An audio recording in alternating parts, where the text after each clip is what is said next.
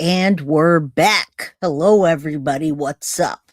I'm Jay with Guilty of Crime and happy, although it's only, what day is it? Wednesday? I don't even know what day it is. It says Friday. I'm looking forward to Friday. All right. That's what I'm looking forward to. What's up, Lady for Justice? Good to see you. I replied back to your email earlier. Thank you, guys, for everybody that sent me an email. Thank you. I do get a lot of those breaking news situations when I am covering a case. So even before all y'all got that, I did see the autopsy of Celeste Rivas. All right. So we will cover that. I know a lot of people, I wish we had it yesterday. I know a lot of people want to know about what happened. Well, he stabbed her 2 times significantly and then he dismembered her. But she has 2 missing fingers, and those missing fingers had a tattoo on them that matched David. So, guys, don't think that I'm not going to follow up on the cases that I do. I got you. I appreciate y'all for sending them, and we will get to that. All right. We still got Letitia to get to with the phone calls and all kinds of stuff. And on top of that, I just bought my Crime Con tickets today. I'm excited. And we also are bringing on another mod. Where did she go? Today we've got we're full of mods. Welcome, Cuffew. Cuffew's new to the Guilty of Crime crew mods. All right, so we got everyone in the house today. Cuffew's here, Kell's here, Mama Pearl's here, Foxy Amazon, my girl Tiff. I don't see Synth yet, but I'm probably just missed her or something. I don't know. She's here somewhere. I am sure we'll see her pop up any minute, right, Synth? Right. Okay. All right. So welcome, Cuffew. All right, to the newest member of the crime crew, and she's awesome. She's dope. She mods for other channels. You'll see her on What's the Obsession, and she can tell you the rest. I just wanted to give her a warm welcome. All right, guys. Also, I put up the goal today, so that would be awesome. Thank you if you guys want to help to the goal or to the buy me a coffee for Crime Con. But I want to tell you something. Let me pull this off real quick. I don't want to mix the two. Guys, if you haven't bought your Crime Con tickets yet, we just posted a 10% off link or 10% off code on our Ghost channel. You really got to use that. Now, if you guys bought Crime Con tickets in the beginning, they were $349 each. All right. I missed out on that, and they're all $399 each. So for Mrs. Guilty and me, it was $800. I plugged in the code and I got almost $100 off. So I paid a little bit over $700 for 2 tickets rather than $800 and some change. So if you have not bought your tickets yet, please go to Ghost and check out our code. It's not our code, it's just a code I found, and I'm like, hey, spread the love. All right, guys, this is a brutal case today. So I got to tell you, I got to give you a major trigger warning, and thank you, Tiff, for helping me put together the everything, files, etc. One thing I got to say to you guys is this guy's a monster. I do understand that in 2026, we need to start thinking more about mental health, right? We really need to pay more attention to mental health, especially when you have a man like this that has PTSD from being a veteran and having a criminal background. All right. So he massacred 8 people. 7 of them were his children, and one, I think, was a niece or a nephew. Those are those children. Those are his children. But let me show you all of them because I do want to make sure they have a name. Right? We got Marcadon, which is 10. I believe that's a nephew. We'll get into all that. And then we've got Sariahh, Braylon, Shayla, Kayla, Layla, I can't read that last one. I'm just going to call her Carda for now. And then you can see Jayla, Layla. I can't see the small words on the very bottom, but I will get to that. My eyes are going wonky. And these are the 2 surviving mothers that are currently hospitalized. Okay. Don't worry. We're going to get into everything today. This happened only 3 days ago. Now, I'm not blaming PTSD whatsoever. What I'm saying is we need to pay attention to mental health. Period. End of story. Look at this. When we start this episode out, we're going to hear all these news people saying that this guy had a handgun and they don't know where he got it. Number one, that is no handgun. That's a assault rifle. That's like a modded AR-10, just automatic. You could take out probably 50 people if you had enough ammo. Just blah, blah, blah, blah, blah, blah, blah. Not even have to pull the trigger. All right? That's what they call a handgun. Number one. Number two, he didn't acquire it himself. A man has formally been arrested, named, and we have a picture of the guy that got him that gun. Knowing he wasn't supposed to have one, knowing he was having dark thoughts, knowing he was spiraling, knowing his wife was leaving him, knowing he was drowning and telling people, I can't function, I'm hearing things, what have you. So PTSD, whatever it is, we got to start paying closer attention to mental health because these are the things that are happening. People that are well don't do this. All right. So I think the major motivator in this case is the divorce. The mama was leaving. Mama number two was leaving and he flipped out. So, but we're going to get to it. I've got all the paperwork, documents, etc. So don't worry. Yeah, that is not even, that's like a assault rifle. I AR-15s are my favorite, but I think that's an AR-10 because it's smaller, more compact.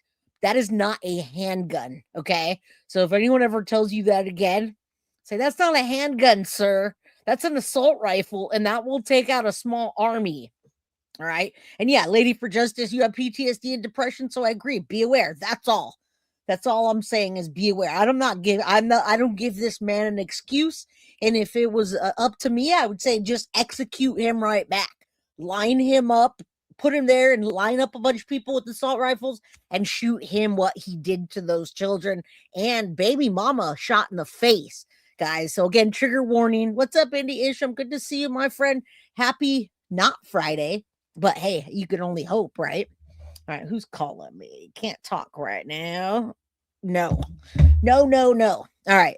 So yes, he illegally acquired an assault rifle and then his buddy was like, hey, what's up? At least they found out where it came from. But we're going to get all into it, guys. Tracy, thank you. I appreciate you. Legally retired. How you doing? Sadie's mama, always a pleasure. Krista, good to see you. I could not cover this. All right. Yeah, no trial needed for this. And I hope that they don't. I mean, this is the worst of the worst family annihilators. Yeah, he's a misogynist and a family destroyer. What's up, Samantha? Good to see you. All right. So let's do this. How are we going to start this out? What am I going to do? Let me do what I'll do is give you a complete, just like what the hell happened clip. This was 3 days ago when it happened. So if you know nothing about this, that's okay. I knew nothing about this until today. And the best part about me knowing nothing about this is that I have to do a shit ton of research to get you guys all the information that happened 3 days ago and then is starting to break now. So a lot of things have happened since this happened. So let's go 3 days back. We're chilling on the weekend, having a drink, eating under the blanket. It was cold this weekend, right? Just chilling out. And you hop on your phone and you see breaking news. 8 children dead, 2 women and children hurt. Okay? This is what happened 3 days ago. Be the worst tragic situation we've ever had in Shreveport. And 8 children dead, killed in a Sunday morning mass shooting in Shreveport. Meanwhile, 2 women and a child also shot in the head, now fighting to survive. The suspect steals a car and makes a run across the river. I know. It all ended with the suspect dead after gunfire in a Bossier City neighborhood. Live and on your side, this is KTBS 3 News Weekend. All right, so it brings you back to the weekend. I heard about this, but on the weekends, I try my best to give my family the most attention, Welcome hang to out, KTBS 3 News Weekend. and give myself some downtime. Although I'm still watching movies and shit and looking at breaking news, I try not to obsess over the news like I do during the week. During the week, I gotta say, you guys, if you guys know Leos, anything about a Leo, I'm a Leo. It's either all or nothing. So you guys get it all. All right. Good to see you. Much love to you, Anna, and everybody in the house. Come on in, hit that like button, subscribe if you're new. Make sure you have all the notifications. If you don't have a membership, you definitely should get one.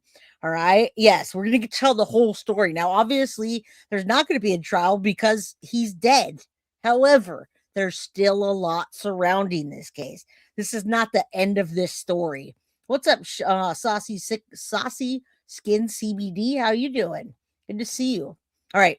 Here we go. I'm going to take you guys back to this weekend, and this is what was on. Weekend, I'm Madison Edwards. I'm Daniel Brown. Thank you for joining us. That tragedy in Shreveport's Cedar Grove neighborhood tops our news this evening. We've got team coverage tonight. Our Riley Curry standing by from the crime scene with the latest on what happened. Meanwhile, Jonathan McCall is standing by to tell us how the situation ended in Bossier Parish. And Brenda Teal will join us with reactions from neighbors in the Cedar Grove community. The incident already drawing international attention, and we've been working all day to keep you up to date with the latest information. Our team coverage begins in Cedar Grove. Riley Curry has been on the story. She joins us live from the house where the young victims were found on the 300 block near West 79th Street near Linwood Avenue. Riley, what can you tell us? Well, today is definitely a tragic day in Shreveport. This morning around 6 a.m., Shreveport police found 7 children dead inside of the gray home right behind me. And on the roof, they found another child dead. And all 8 juveniles were shot and killed, spanning from ages 18 months to 14 years old. Police say most of these children were shot in the head. Another child was in the home, and he did escape the gunfire, but he is being treated at a local hospital. I just don't know what to say. My heart is just taken back. I want to let the community know that all of my resources are out here processing every piece of evidence at every scene. And at some time in the near future, we'll be able to give some more conclusive information about exactly what took place. An adult woman was in the home at the time, and she was shot, but escaped to the house next door. While she was in there, she did call Shreveport police. In connection, another adult woman was in a different location in the same neighborhood on Harrison Street. She was shot in the face and is still in critical condition. I mean, this is crazy. Imagine this on a weekend. You're just chilling. And by the way, guys, I'm welcoming Cuff-You. I messaged the mods and said, hey, we probably need some help. People are doing this one day and this other. And so I kind of put a little thing out there for my mods. And I said, what do you guys think? Well, guess what? I had to make the decision for guilty of crime. And Cuff-You and I were chatting back and forth. And Cuff-You said, hey, you know what? I want to help. I like guilty of crime. I'm going to be there anyway. Why don't you give me a trial? Give me a trial mod run. And I said, let's go. So thank you, Cuff-You, and all the mods. If you feel like we didn't take a vote or anything, that's not really what I was saying. I was just asking, hey, how does everybody generally feel about having more help? Good. All right. Welcome, Cuff-You. And I will get you links and all of that later on. All right. I just want to let you know I didn't have time before the show. But welcome to Guilty of Crime. I hope you're coming to Vegas, maybe. Hey, Kayla, how you doing? Good to see you. Holly's somewhere. I haven't seen her. Well, I see her yesterday. She is believed to be the mother of some of the victims. A man who claims to be her father, Bulo Mays, was at the scene this morning. I was just with my grandbabies the other day, and we was having so much fun. There's Holly. And I say for any grandparent out there, be happy. Be happy with your grandkids and have fun with them. I'm just praying that everything will. Again, we're taking this back to Sunday when nobody knew what the hell was happening at all. Just, this is what we heard. 8 children dead, 2 women and children hurt. We didn't see who it was. We saw the shooter and we knew the outcome of him, but that's about it. Be all right for my daughter. She's in the hospital right now. She's fighting. In total, there are 11 victims. Again, 8 dead and 3 living. The suspect is also dead. He was shot and killed in Bossier by Shreveport police after he fled the scene in a stolen car. SPD believes multiple firearms were used in the crime.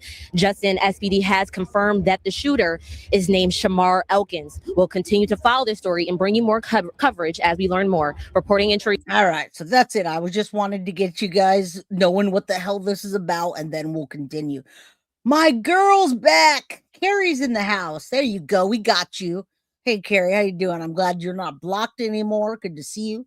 Foxy Amazon starting off with one guilty of crime membership in memory of her brother Christopher of 420, gone way too soon. All right, glad to see you here again, Carrie. I'm glad you're not blocked anymore. It wasn't personal, my friend. Edith's in the house. What's up? Do I see Deb in the house? Yeah, Deb's in the house. Deb, good to see you, Deb. Good to see you. Everyone's so welcoming in chat. I love it. All right, we've got quite a story today. So let me just put these pictures up for a minute while I tell you about this case myself, okay? Listen, guys, we're going to get into who's who because there are, as you can tell, there were 11 victims, 8 in which died and 3 hospitalized. All right. That's initially. So I'm not getting to that yet. If you guys know more about this case, feel free to chat with each other. I am just getting you guys through it for those that don't know. So we will get to the social medias. We will look at Shamar's Facebook to see who's who and what's what. Okay. That's what we're going to do. So, Shamar Elkins killed 8 children, guys, 7 of his own and 1 cousin. Now, guys, this was they're calling it a domestic violence driven mass shooting across multiple homes in Shreveport, Louisiana. Now, today is April 22nd, 2026. This happened on April 19th, 2026. And I'm going to give you guys a summary with the timeline and victim list, name list, okay? Because I really want you guys to understand who's who, what's what, and what the hell went wrong. And then we're also going into the psychology of a mass murder or a family annihilator, what they're thinking, what they're feeling, possibly what is going on in order to make something like this happen. Now, you guys remember, you can go, 5-6 years back, and Chris Watts, the family annihilator, everybody was up in arms about Chris Watts. I mean, we still got Watts the Obsession on Watts Island digging through that. So this is one of the most horrific mass murders / family annihilations I've ever seen in my life. I don't know about y'all. You guys can talk about that in chat, but boy, this is a big one, guys. So this guy right here, Shamar Elkins, was not supposed to have a gun. He has a history. He is from Shreveport, Louisiana, or that's where he lives. And early on April 19th, 2026, Shamar Elkins, who's 31 years old and a former Louisiana Army Guard member and UPS employee, just wakes up and decides that he's going to take everyone out. 8 children killed, ages 3 through 11. 2 women shot and survived. One was his wife and the other was his girlfriend. Now, Elkins died after the police pursuit and the shootout that day. Police described the scene as, again, domestic violence triggered mass killing, and what they think that the motive is simply domestic violence. Now, that's not so simple. I say simply because there's no motive for money. There's no I just snapped. He planned this out, guys. He obtained a gun from a person that he wasn't supposed to get, and he did this. All right, now, I'm going to tell you, let me name off each of the children and their age, and I'll put them up there so you guys can see them. I'll put this up there, and I'll make myself smaller. I just want you guys to be able to see them. These children and mothers deserve justice, all right? And they deserve to have their names out there. So let me tell you, we've got Jayla Elkins, who's 3 years old. That's the youngest. We've got Shayla Elkins, who's 5 years old. We got Kayla.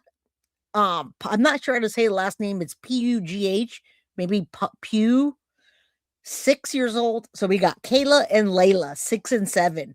Okay, listen, Jayla and Shayla are 3 and 5. Kayla and Layla are 6 and 7. Markadon is 10, and that has to be the nephew, the one that's off to the left. Then we got Sariahh, who's 11, and Khedarrion, who's 6, and Braylon, who's 5. Okay, that is from the coroner's office. All 8 children are officially identified after their death. Okay, so you guys can see the ages there. I just want to make sure you guys know who these people are.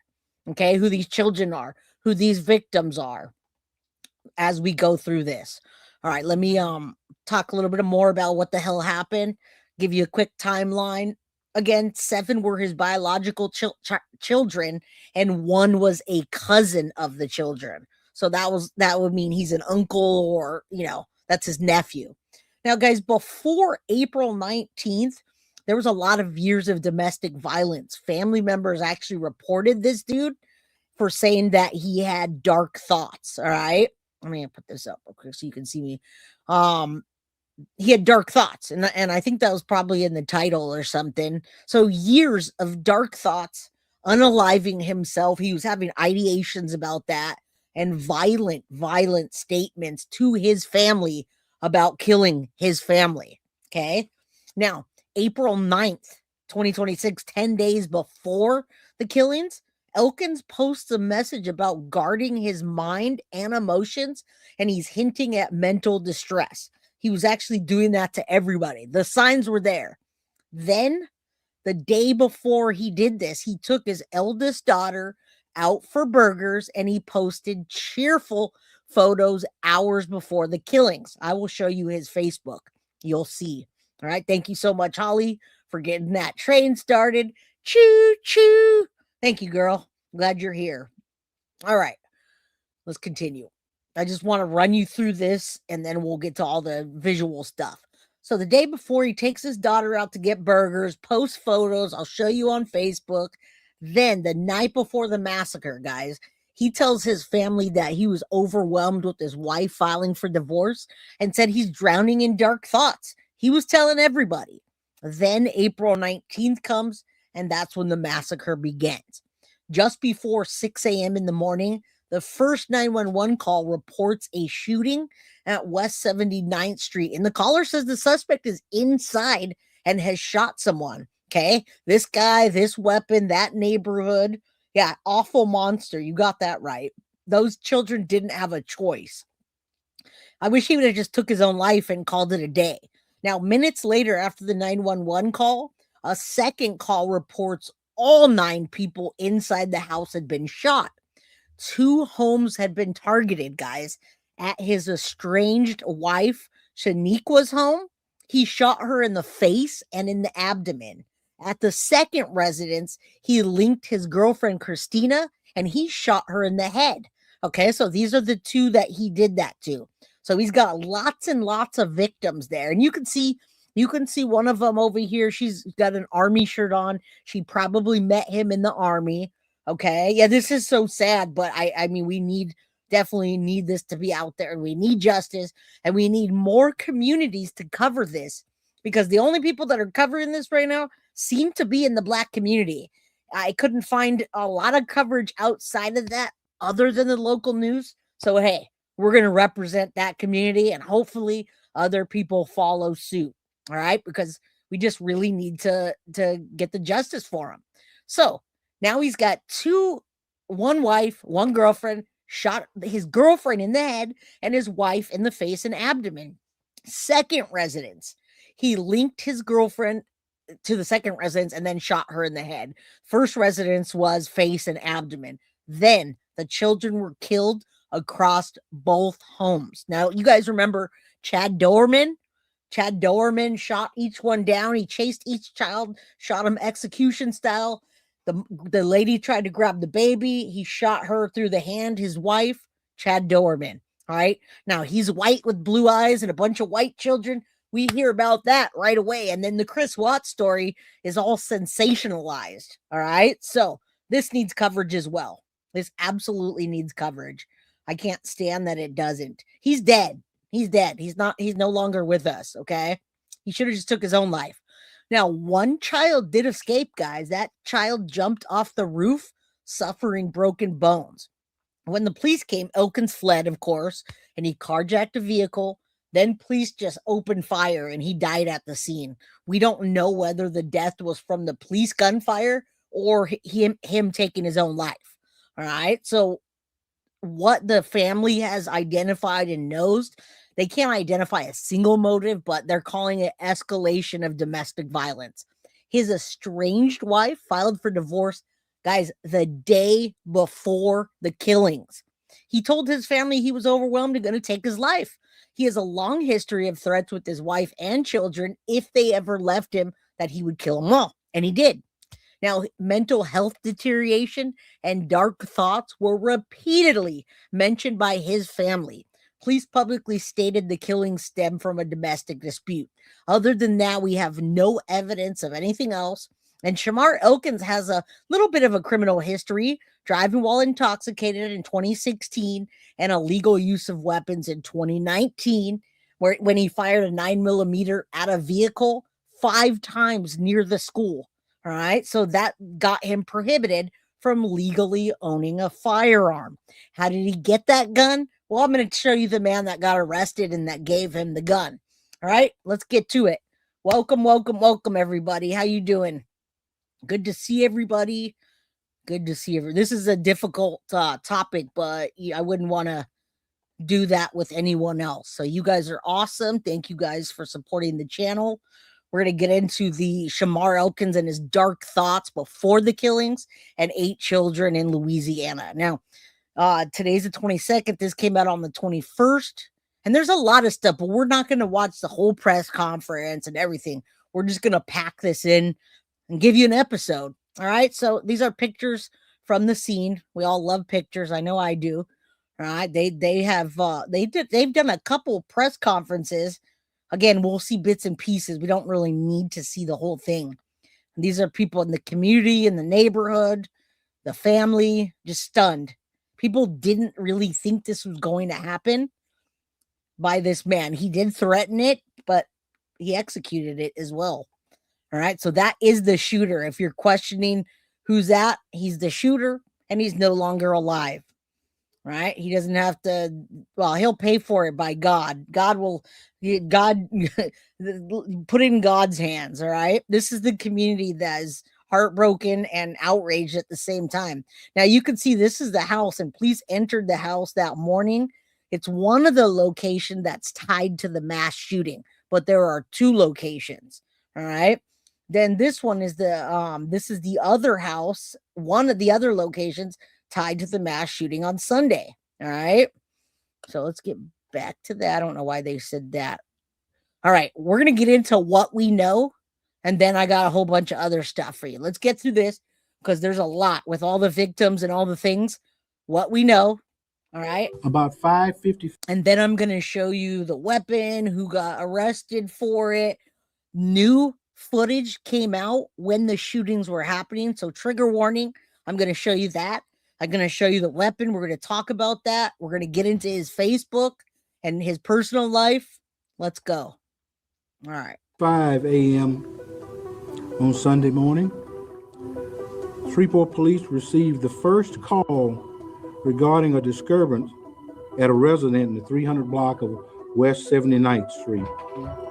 The caller stated that they were on top of a house. The suspect was inside and that a male had been shot. 3 minutes later at 5:58, Hold on. dispatch received an additional call indicating the suspect was a relative of the caller. A minute later, 5:59 a.m., dispatch was advised that approximately 9 individuals resided at the location. The caller further stated that the suspect, identified as Shamar Elkins, had shot everyone inside the home. All right, this is a great overview of everything that happened, and of course we'll break it down. You guys are going to see a lot of things during the happening. You're going to hear the actual shootings, and yeah, this just happened on the 19th, which was over the weekend. All right, but as the days go by, right? This was 3 days ago. As they go by, more and more has been unfolding. Now, of course, a lot of us aren't surprised. However, when you start looking at this behavior and family annihilators, Tony Todd, Chris Watts, it's typically a different class of people. It's normally a white middle age to upper middle class people. It's not normally this. It's not normally like this. So, I mean, it really shocked the community. It's just not what happens too often. At 6 o'clock a.m., 1 minute later, the caller advised that she and her children had fled from the roof and were now in the backyard. 6:01 a.m., officers arrived on the scene. 6:03, officers made contact with the caller at the residence. At 6:05 approximately, officers requested the Shreveport Fire Department to stage at a nearby location close to Linwood. 6:07 a.m., a second call was received regarding a shooting in the 500 block of Harrison Street. The caller stated that her boyfriend had shot her, taken her 3 children, and fled the scene. 6:08 a.m., the victim identified the suspect as Shamar Elkins. At 6:10, dispatch linked the Harrison Street shooting with the shooting on West 79th Street and that they all were related.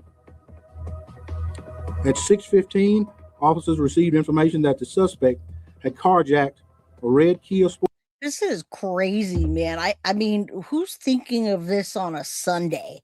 And I wonder how long he had planned it. When did he get the gun, etc.?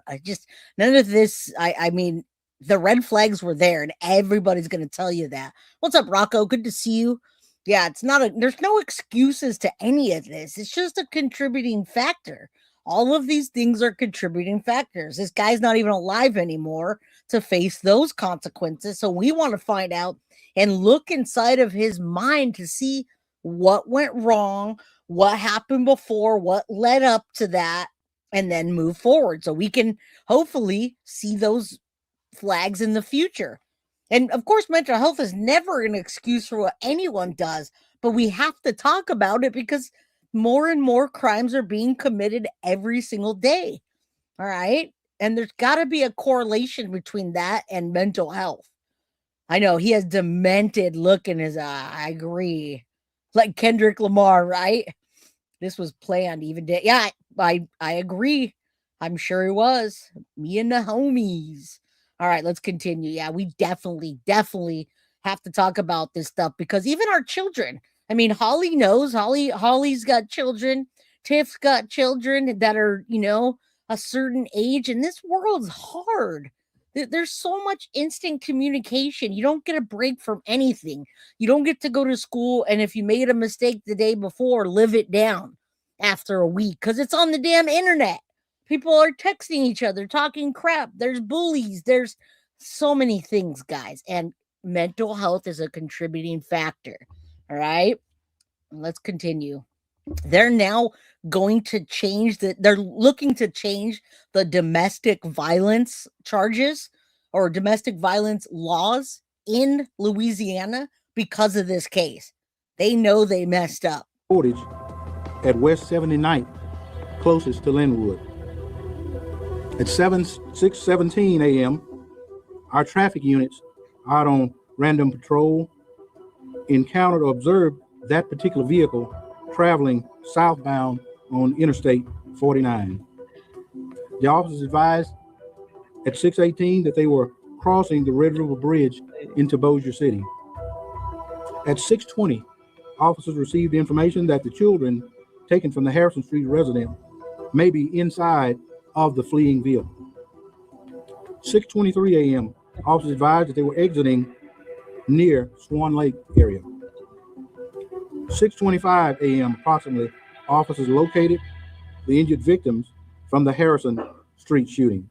6:29 a.m., officers made contact with the suspect through an exchange. I mean, you see how rapidly this progressed, right? And I do want to give a shout out to Shanitra Speaks. Although I may not be using her video today, I may not. I probably don't need to use it. I love Shanitra Speaks, not only her content, but the demographics that she covers that doesn't get coverage. And she gets a ton of it. She reminds me of Plunder 2.0. All right, so shout out to Shanitra. She's been covering this, and she gets all the inner workings of the case and the family members. Like, she gets into it. So shout out to you, Shanitra. What's up, Kim Wells? You're saying Jay? What did I do wrong? What did I do this time? What did I do? What's up, Kim? Did I miss something? What's up, guys? All right, let's continue. A gunfire. At 6:30 a.m., officers confirmed contact with the suspect in the 400 block of Brompton Lane. 6:40 a.m., officers advised that the suspect vehicle was empty and no children were located inside. 6:43 a.m., officers cleared the resident of West 79th Street where multiple deceased victims were located. 7:03 a.m., Shamar Elkins was pronounced deceased at the scene on Brompton Lane. 7:14 a.m., the Shreveport Police Department contacted the Louisiana State Police Investigation Division, and they began their deployment to the Bossier City address to begin to investigate the officer. Well, here's the problem with a case like this. Evil is everywhere. But when you start talking to clinicians, psychiatrists, and psychologists, and you realized what statistically is happening, it's not just evil. They're classified names and there's warning signs for what's happening. I mean, we could just all day be like, but yes, there is evil everywhere. That's an evil dude. And then just go that deep, right? Jeffrey Dahmer's evil. Let's not even check out his brain and see how different it is. We just have to learn from these things, you know? And I posted the GoFundMe. I'll show it to you after, for the support of the Elkins family community. All right, let's continue. We'll get through this minute by minute, man. This is crazy. All I can tell you today is my heart is saddened. It has brought me to my knees, and of course, that's a great place to be, because then we can communicate with God. Apparently, the shooter started at one place and shot someone who he had a relationship with or was in a relationship with. And then he went to the other location where there actually, I think, were 9 children there. One of the children has survived, but 8 of them were shot and killed by the same person. And guys, I don't think that their faces should be blocked out only because they're victims. We're all going to see it. We're all going to know. Some channels block it out and some channels don't. These children are no longer with us, and we need to know who they are, in my opinion. All right. There's a lot of different media groups, etc., that are showing their face, and then ones that aren't. I'm ones that want to, because I want you to know what happened to these children. I don't want them to be nameless, faceless children that we only see this guy, but we remember him, but we don't know what the children even look like. You know what I mean? I could see if they were still alive and they need their privacy, but no, in my opinion, we need to know who and what. All right, let's get back to this, and then I'll give you a lot more coverage. I just want you to see what happened minutes and like that day. He then bolted from the house, hijacked a car, and took off. The police gave chase, and they ended up in an exchange of gunfire, at which time the assailant is deceased. Over 30% of our crimes and 30% of our murders in the city of Shreveport are domestic in relation. Now that number has gone up. We've more than doubled our homicides in the city of Shreveport because of one act of domestic violence. We as a community, black, white, Republican, Democrat, need to stand together and fight for what is right. This is nothing but pure evil. We can have 100 new police cars. We can have a brand new, beautiful, multi-million-dollar police substation right up the road. But until we stop this violence, the cycle of violence, like I've said over and over again, we're going to still be standing here, and it's only going to get worse. Because the truth is this: domestic violence is not a private issue. It's not a family issue. It is a community issue. And when we fail to respond in a coordinated, consistent, and compassionate way, people die. This tragedy is a painful reminder that we cannot afford to work in silos. We cannot afford to wait until the next crisis. We cannot afford to treat domestic violence as an afterthought.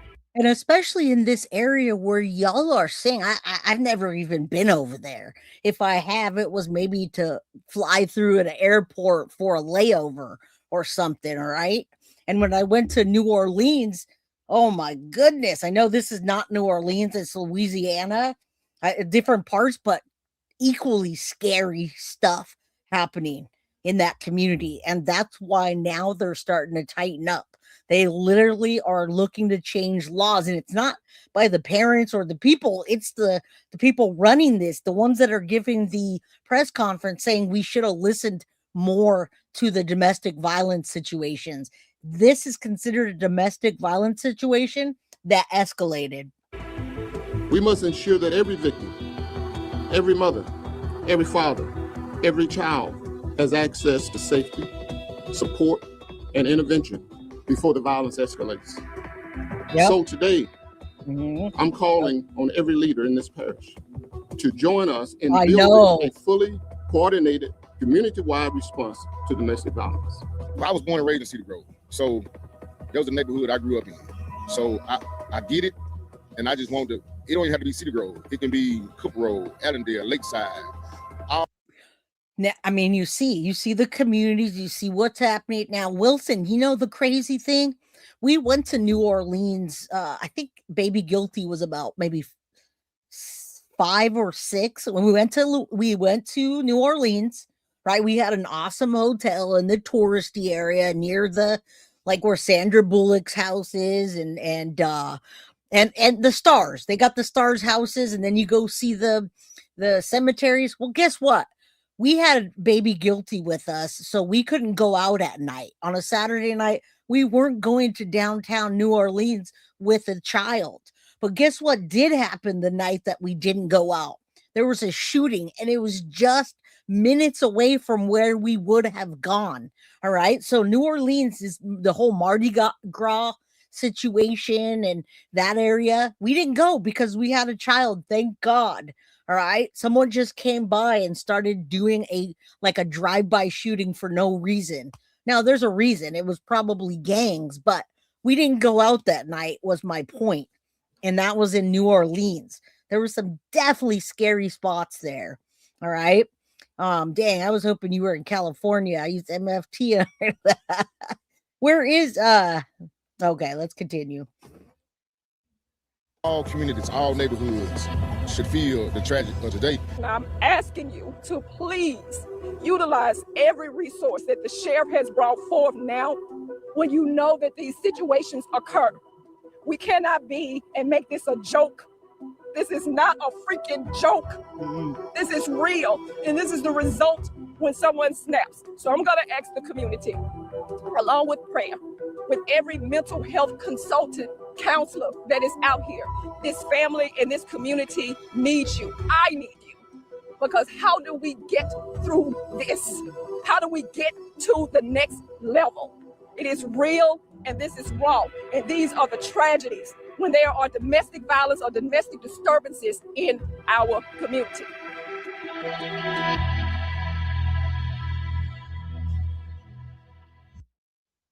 All right, that's it there. I showed you guys some of the pictures. Those are the dark thoughts that he was having before the killings. I'm not going to go through all this or read it, but, you know, we saw the 8 children dead in Shreveport, mass shooting, all right? And you guys know 8 children by him, 11 victims total. 2 are hospitalized right now, I believe. So that guy is, we'll go for evil. But we're going to get deeper into the psychology of this as well. Okay, so this is the shooter. We now know semi what happened. And now I'm going to show you more about him and his background and who he is and what he does and what happened.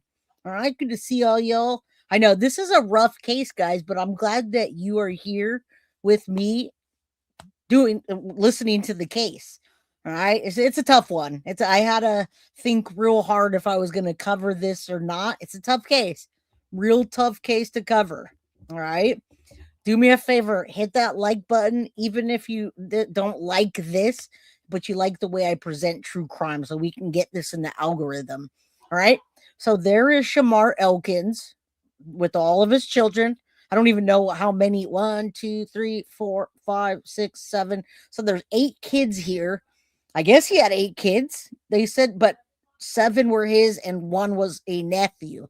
So, they were younger there. I can't tell, but everybody's lost their life here. All right. He's got I thought it was a motorcycle at first, but it's a bike all souped up. He had 6.6 thousand followers and he's a digital creator, it said. Now, guys, this is the sad part. April 17th was the day before. They said a day before. It's almost 2 days before. Shamar Elkins on April 17th took his oldest daughter to a one-on-one date to eat a burger with him. All right. He took his oldest on one, and he literally says, I took my oldest on a little one-on-one, had to catch her down bad. And he's got and then people here, he knew that he was going to kill that poor child. It was all in his mind. I can't believe you snapped on your kids. I mean, sometimes the best things to read are the comments. And she trusted you because you were the first man she loved. Remember, this was his oldest daughter that he took out. And then the day later is when he decided to do that. So he knew what he was going to do, I believe, in my opinion. He had quite a bit of posts, guys. This one, he talks about God. I ask you to help guard with my emotions when negativity arises. None of that matches up to what he did, right? He's got spiritual inspiration, but then there's the picture. Happy Easter, guys. April 5th comes and he's at church with his children for the first time. There's the picture. All right. And who would have thought April 5th being at church on Easter? Fast forward just a couple weeks and every one of them's dead. And you've got 2 different baby mamas that are hospitalized. 1 shot in the face and 1 shot in the head and abdomen. I think I said that right. Hopefully. Thank you. All right. Good to see you guys saying that this has. I know they say that, and I hope that we start making more change. Anyway, this let's continue talking about who he is, so you guys know, because we are going to talk about the psychology of it as well. That's a big part of this for me, is to kind of figure it out. And then look, I mean, you would never think he's going to do this when he says "understood to be misunderstood," right? It's just a Facebook post. This day he's feeling nice. He's saying shout out to all the men. I mean, we don't see it, right? We don't see it. He posts a lot. Dads, if you could go back in time and have kids with all different women, but still have the same kids, would you do it? So you can see what's on his mind here. All right. All these, it says it was a good last night. Personally, I don't like the way they taste, but he's doing something with his children. All right. He's looking like he's a good father, whatever, hiding behind fake book. You guys know the drill. All right. Now we're going to see who is Shamar Elkins and what in the hell went wrong. All right. Let's continue. All right. Okay. Who the heck is this guy? And this isn't very long, but I want you guys, we got a lot of clips.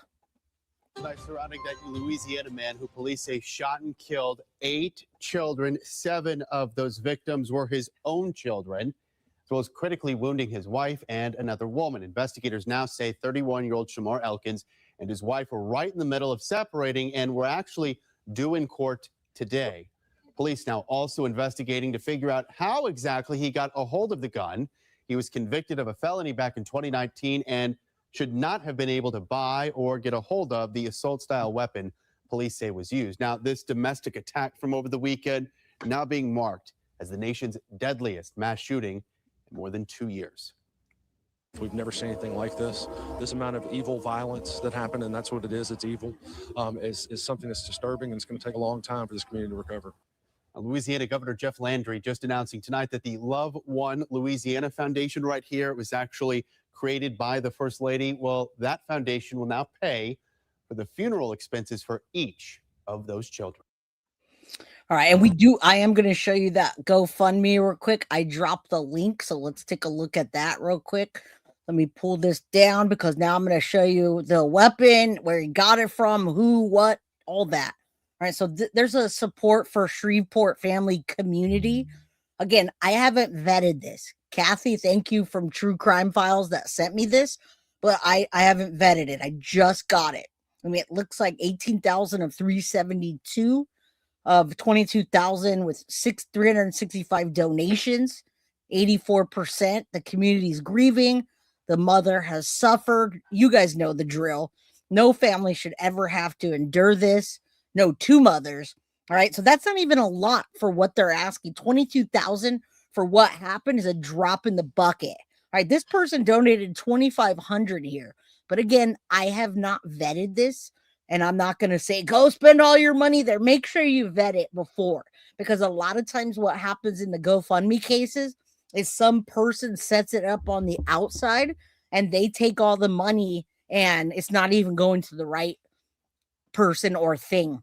Hence what Jen Soto did and a lot of other people. Right? So just double check it before you go, because I did not get to vet it. But I do appreciate you for sending it, Kathy. You guys check it out yourself and make sure it's legit. All right. Stoney says, hi, Jay. I'm listening while I work. I'm actively writing you back. Well, thank you. Thank you, Stoney. Stoney.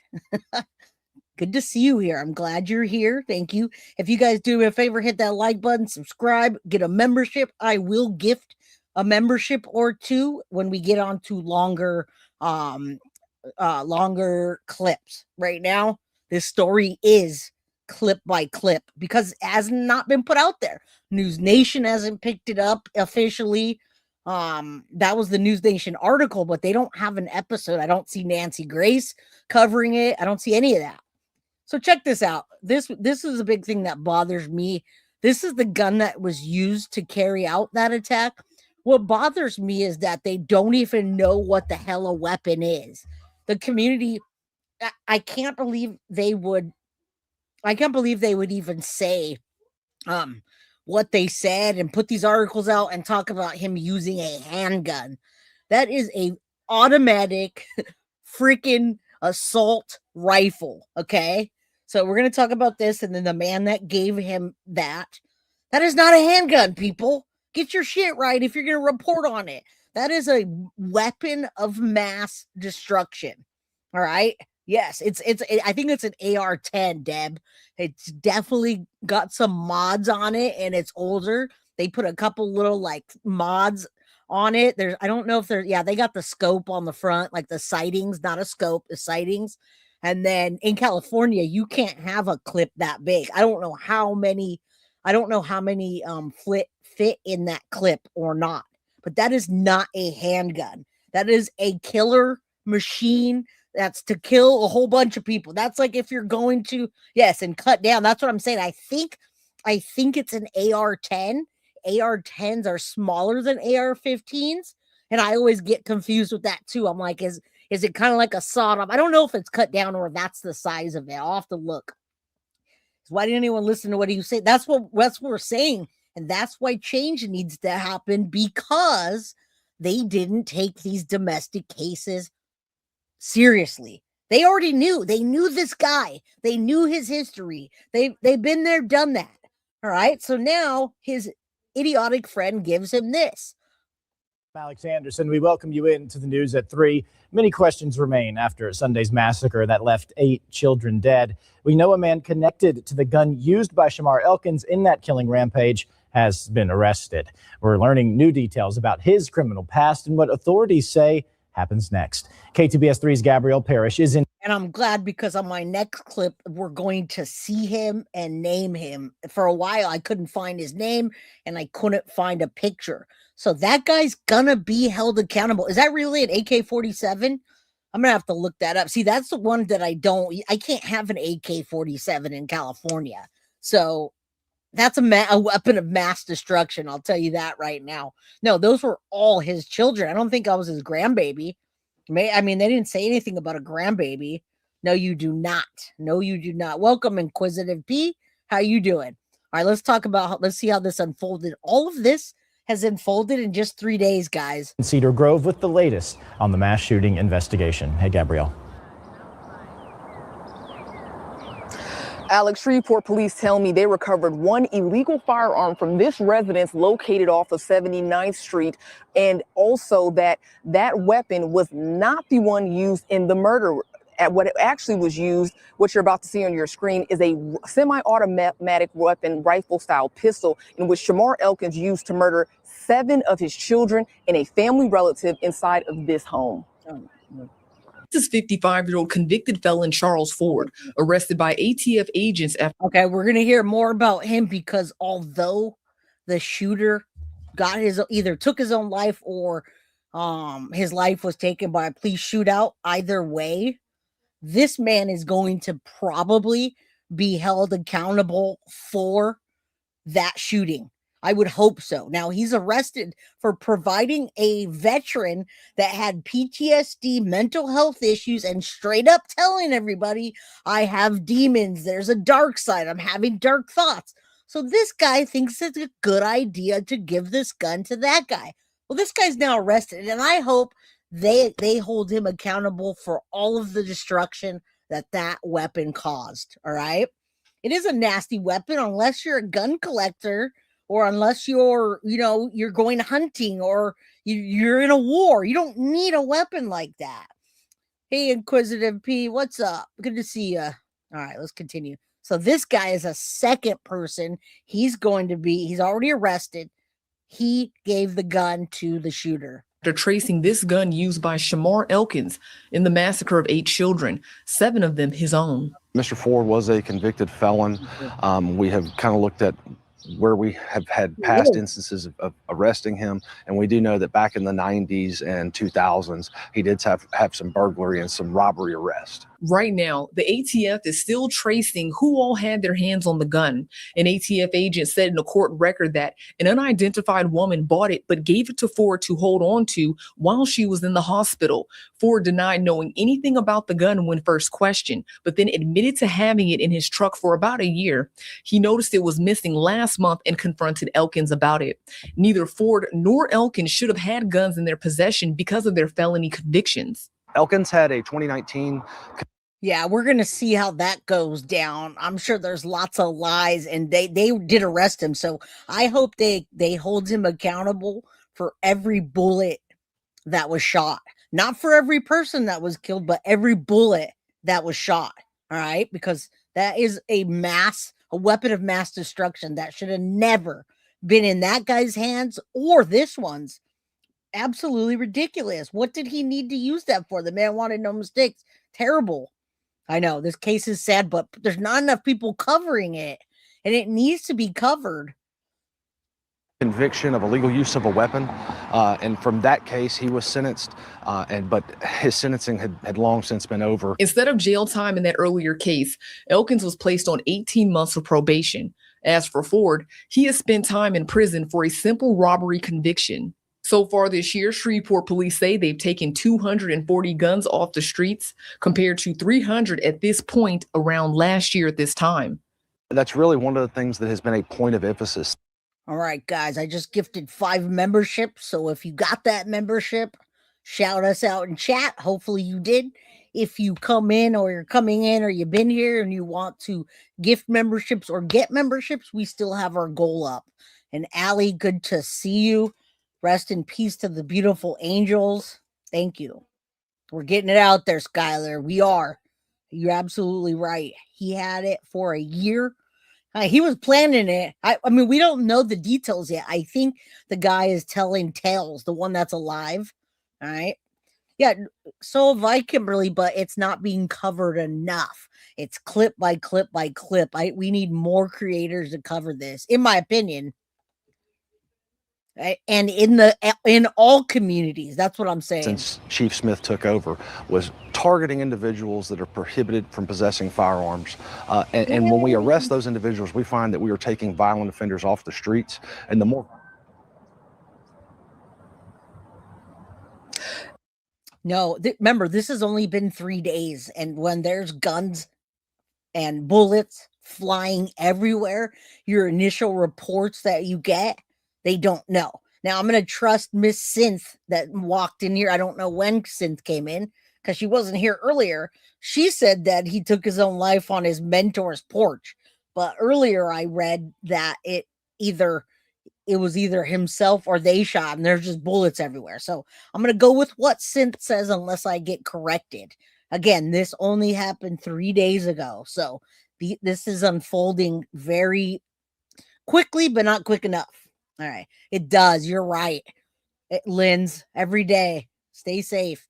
But don't be overly cautious where you ruin your time. SPD says they are continuing to work closely with ATF to find out if any other people had their hands on the murder weapon. And also the condition of the mothers. Both of them are expected to survive after one of them was shot in the face. And happening tonight at 6 p.m., the Shreveport City Council is hosting a prayer vigil to honor the young victims. I'm Gabrielle Parrish reporting live in the Cedar Grove neighborhood. Back to you, Alex. All right, absolutely. I'm so glad that they're looking into that, though, guys. All right, let's look at the next clip because this is even more information about this Ford character, and I want to hear what he's saying about the weapon. 6:30. I'm Dominic Ben. Before we send it This over is to today. Alert This came out Meteorologist today. Evan Thomason, we have the latest on the deadly mass shooting from Sunday. This morning, we're getting the first. This guy. All right, this just came out this morning. So all day while I'm putting this episode together, I'm adding more stuff. Oh, yay, it just came out minutes ago. Add it to the list. Let's get it out there. All right. And that's the thing that we just don't know yet. I heard that either the police shot him or he shot himself. And then you're saying one thing, Synth is saying another. So I'm going to go with Synth. Synth used to do all of my research before she was running the cookie business. That's why you're my favorite mod, Synth. Just kidding. But if you say that, then that probably happened. Jesse True Crime self-deleted his military mentor's doorstep and he witnessed it. So thank you, Synth. This is all unfolding so fast that it's, just got to keep up with it and correct ourselves if we're wrong. I know. I was about to say that. I didn't know what happened to these ladies. One being shot in the head, the face, the abdomen. They're supposed to recover, and thank God for that. All right. You're welcome, Inquisitive P. You're very welcome. All right, back to this. This guy. This is the guy. First look at Charles Ford. He's the man Shreveport police say helped Shamar Elkins, the suspect in Shreveport Cedar Grove mass shooting, get a gun. This is an old booking photo from the Caddo Correctional Center. Here's a look at the gun they say Elkins used to kill 7 of his children, their cousin, and hurt 2 women. Shreveport police and the ATF say they started investigating a firearms trace on the rifle Elkins allegedly used to commit the mass shooting. Agents say the original buyer gave the gun to Ford, and Ford later admitted he kept it under his car seat. Ford is facing a few charges, including felon in possession of a firearm and making false statements to federal agents. Records show Ford has a history of simple burglary charges dating back to the 1990s. Now, remember, they probably are going to go very tough on this Ford character because of that. So yes, he deleted himself and he did that all. Well, listen, the news got a bunch wrong, Miss Roxy. The news told us it was a handgun. I'm sitting there researching this case today and they say a handgun. I'm like, how in the absolute hell are you going to kill and injure that many people with a handgun? Right? Even if you have a clip extension that gives you 20 bullets, it's not automatic. It's a semi-automatic. And sometimes it gets jammed. You got to go into the next one and you shoot. Go into the next one, you shoot. Now, when you have an automatic weapon of destruction, you just pull the trigger and you kill everybody at once. Just mass destruction. So I don't know why they said that. All I can say is that I believe as the case unfolds, they're getting the best that they can, right? True Crime Files. If anyone joined me, thanks. Food night. All right, let's continue. I know the gun is insane looking. I agree. I'm going to look up on AK 47 because I thought it was an AR-10, but I didn't look. I didn't have time. All right. Well, hello and all right, so that's that. And then I'm gonna do a quick recap while I'm getting this ready for you. Let's put this up in case anyone that came in late missed anything. And then we're gonna get into the psychology of this monster. All right.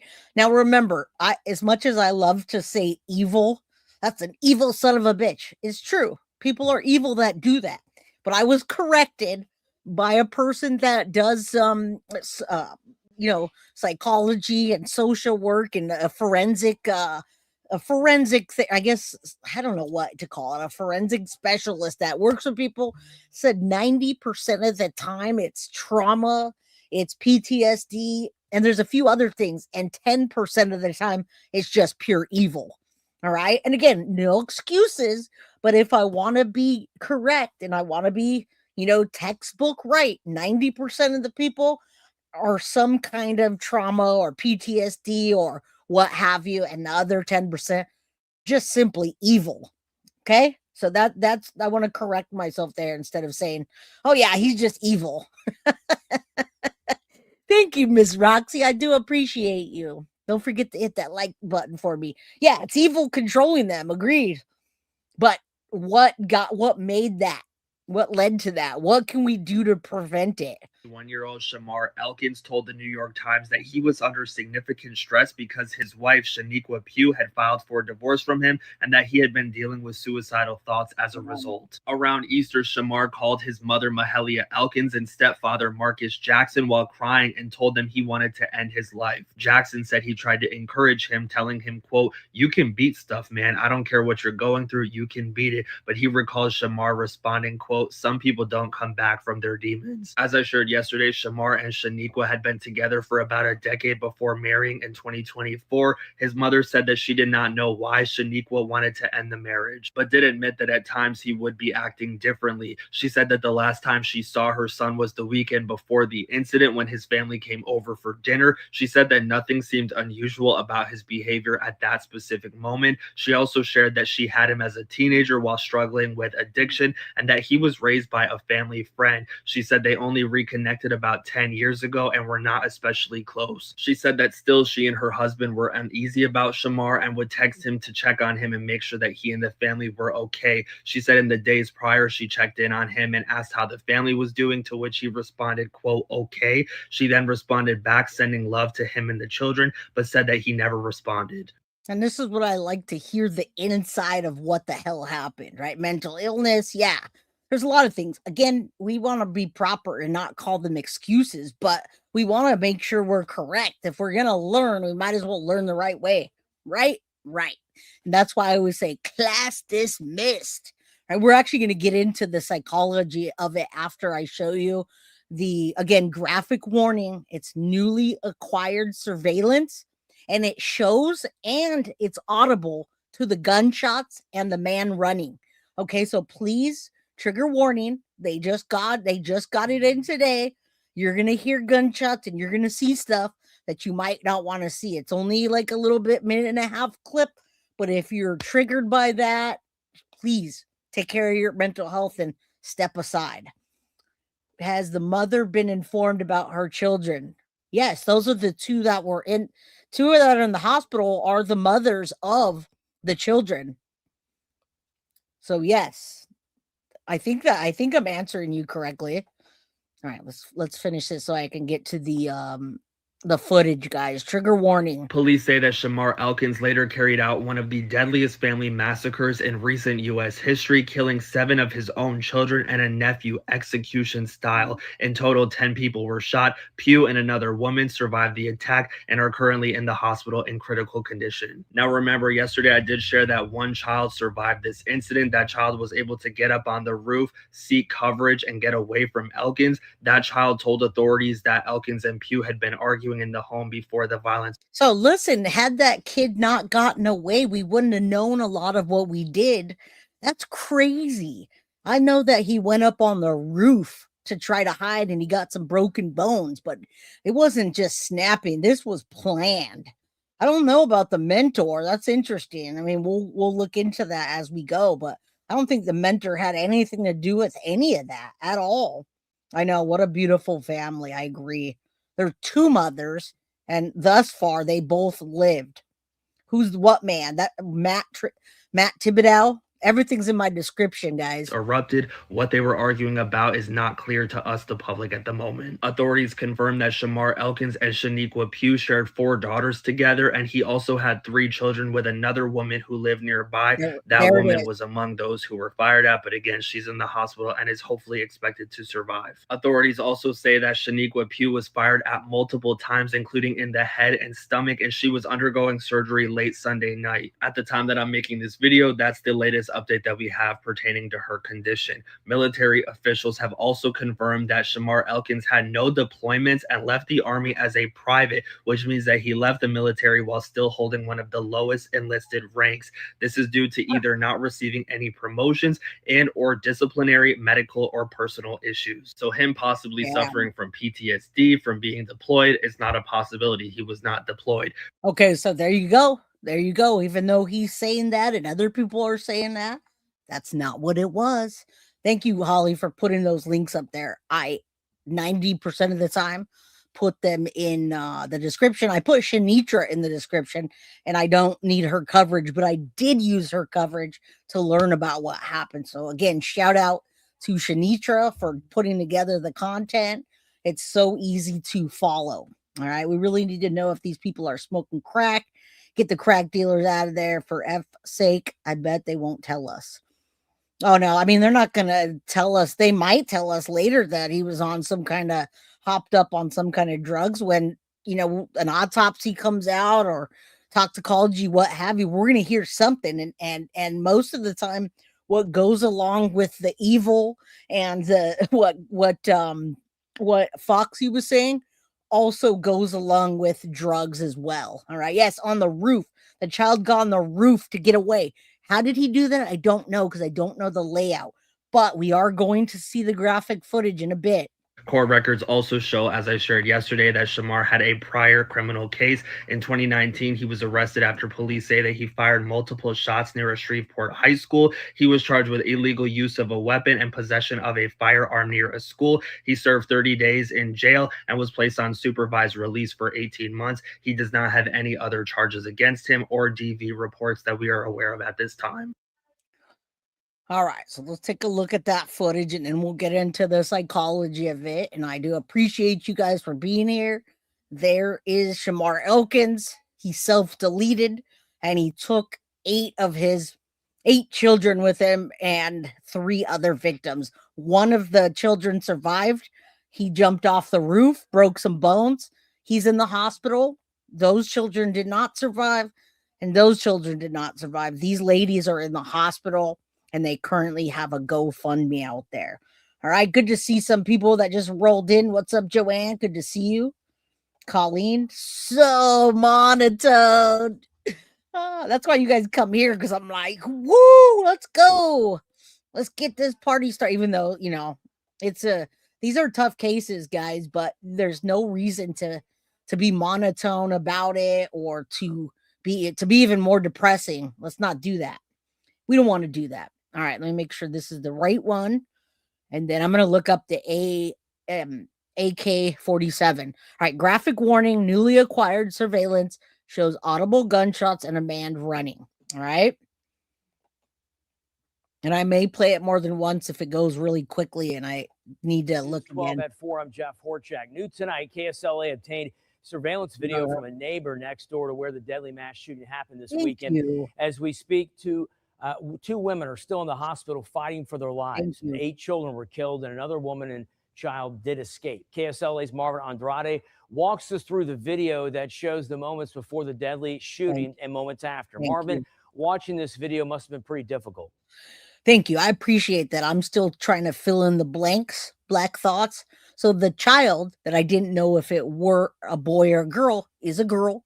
She's in the hospital, and it's the daughter of the wife's sister. Thank you. I always rely on the community to fill me in, and you guys always come through. So thank you. I appreciate that. Again, this unfolded so quickly. Black Thoughts also says Shamar and his wife lived with her sister and her husband and their 2 kids. The boy died on the roof. The boy did die on the roof, and the daughter's still alive. Okay, it's hard to keep up with all of them, especially when the news doesn't even show their faces. You barely hear their names. So thank you for helping us sort this out. All right, I appreciate you, and I wanted to also say thank you so much, Ms. Roxy. You're normally a bush watcher, but I adore you. Thank you. I appreciate you. You should come out of the bushes sometimes, my friend. Raindrop, Holly, kindly welcome. Yeah, we welcome everybody that's new in here. Samantha says, love you, Jay, and I love you too. Thank you. All right, let's get to again, trigger warning, graphic, audio, video, etc. Well, yeah, Jeff, it was truly devastating going over the video. I do want to advise people, you can hear the gunshots and you can see a man run moments after those shots were fired. If you take a look at this screen right here, you can see the moments before the devastating shooting happened. Take a listen and you will hear the shots fired.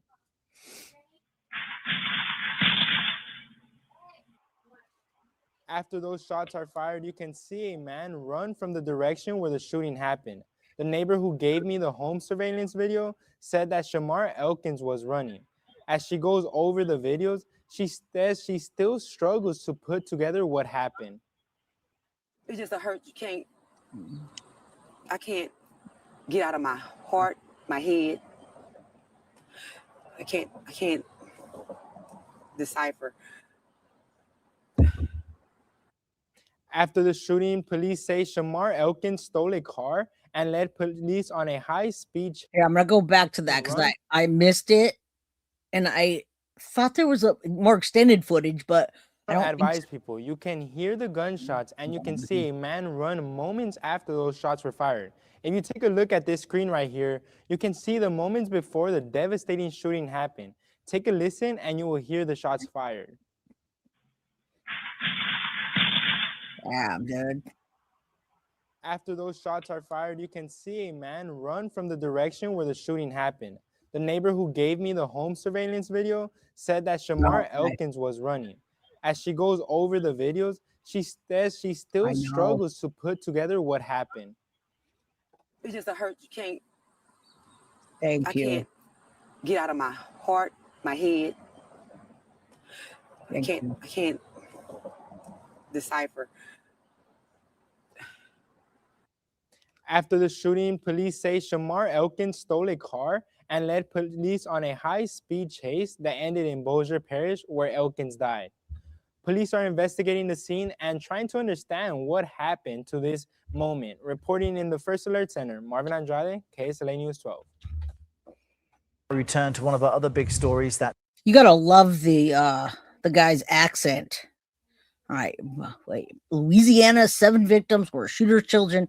8th was their cousin. So this is a little more, it's a little clearer. You see that now? They're breaking it down even further. 7 of the victims were his children, and the 8th was their cousin. Now, I'm going to watch this real quick with you. Tragic shooting in Louisiana. You're looking at Jason Allen in Shreveport in front of one of the crime scenes. Jason, this is an horrific story. Good morning to you. What can you tell us? Yeah, it's just some terrible details about this morning, Errol. Good morning to you. This was the nation's deadliest shooting in more than 2 years. And police say that the gunman shot 10 people, killed those 8 children all in this house that is directly behind me, then went up the street, stole a car at gunpoint, led police on a chase. All of this happening early Sunday morning. Police say Shamar Elkins killed 8 children, including 7 of his own, in an execution-style shooting in Shreveport, Louisiana, early Sunday morning. When he returned here, he began to execute children. The incident started as a domestic dispute around 5 in the morning. According to police, Elkins shot a woman in the face at one house. Now, remember, he was with his wife already for 10 years. Okay. They were together, but they just got married like a year ago, and she was leaving him. He had warned her, if you ever leave me and you take the children, or you ever leave me, I will kill you and all of the children. He warned them. All right. And people didn't take it seriously. You were in class when this happened, Husky Lover? Dang, man, on a Sunday morning? That was early in the morning. Jay, speaking of demons, is Bisha Soto off the hook? I haven't heard a peep about Jen Soto. Nothing. All right. I know that it's a family annihilator case, Samantha. It's a Chad Dowerman. It's a Chris Watts. There's a guy that's still missing. Foxy, who is that? They're going to bring his name up later, but there's a guy that took out all of his family and then he went camping in the woods. He left his car in the woods. They found his car. They have never found him since. Another family annihilator that did that. I can't remember his name. I will, though, because it's going to pop up. So there's lots of family annihilators, and they don't fit this profile. So this is like I said, we're going to look at the psychology of it next. Then went to the house where his children were and shot another woman. Police say he pursued the children, even as some of them tried to escape. Were they crawling out of windows to get onto a roof? Yeah, so actually this house right here that you see behind us, there's a window right above the garage. They actually climbed out of that window, we believe. And unfortunately, one of the children was actually located deceased on the roof. So we are working to determine, we do believe that he shot the child while the child was on the roof trying to get away. Police said the shooter then stole a vehicle from a driver at gunpoint and led officers on a multi-parish chase when he stopped in the neighborhood. Yes, and then he carjacked somebody. Now, it's not Travis Decker. Thank you for saying that. It is Robert Fisher. That case has boggled me for, I think it's 2 decades. All right. Robert William Fisher. He's a family annihilator. He murdered his wife and 2 children in 2001. And then he vanished in the woods and they never found him. All right. They found his vehicle and they found some camping gear. He was gone. Robert Fisher from Scottsdale, Arizona in 2001 took out his whole family and on April 10th just wiped them all out. He slit their throats, guys, and shot them in the head. He shot his wife in the head and he slit his children's throats. And it's been 25 years. He fled in the Toyota 4Runner. They found the vehicle near Arizona, like rugged terrain and a campsite, but they never, ever found Robert Fisher. All right. So they never found his body. They never found him. They never found nothing. Thank you. Yes. That case has boggled me. I'm like, how in the hell do you never find him?